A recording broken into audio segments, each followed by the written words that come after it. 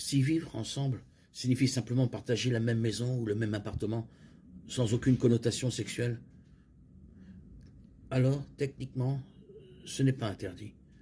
À proprement parler, il n'y a rien de mal à ce qu'un homme et une femme non mariés vivent dans la même maison ou le même appartement tant qu'il n'y a pas de relation sexuelle. Cependant, ce n'est pas ce que l'on entend généralement par le terme vivre ensemble, qui est souvent utilisé comme euphémisme pour avoir des relations sexuelles avant le mariage, synonyme de vivre ensemble.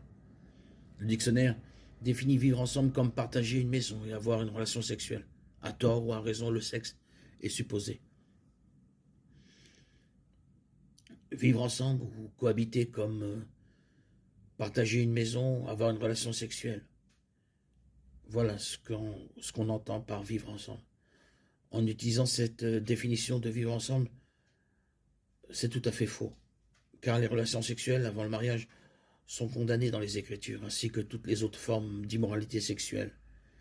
Elles impliquent toutes d'avoir des relations sexuelles avec une personne avec laquelle vous n'êtes pas marié. Et nous vivons dans un monde qui encourage de plus en plus les couples à vivre ensemble avant le mariage. Et aujourd'hui, cette acceptation de la vie commune se retrouve même parmi les chrétiens pratiquants, dont 41% disent que la cohabitation est une bonne idée. 58% des évangéliques approuvent la cohabitation si le couple envisage de se marier. Malgré les tendances actuelles qui approuvent la vie commune, le message de la Bible reste le même. Dieu interdit les relations sexuelles avant le mariage. En plus des conseils bibliques, il existe d'autres bonnes raisons de ne pas cohabiter. L'idée selon laquelle vivre ensemble est une relation d'essai appropriée avant de s'engager dans le mariage s'effondre lorsque l'on examine la situation. La Bible encourage l'abstinence complète en dehors et avant le mariage.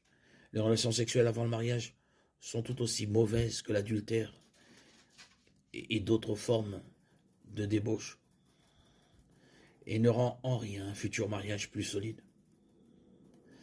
Une étude basée sur une enquête nationale a révélé que les couples qui avaient vécu ensemble avaient 46% plus de chances de divorcer que les autres couples.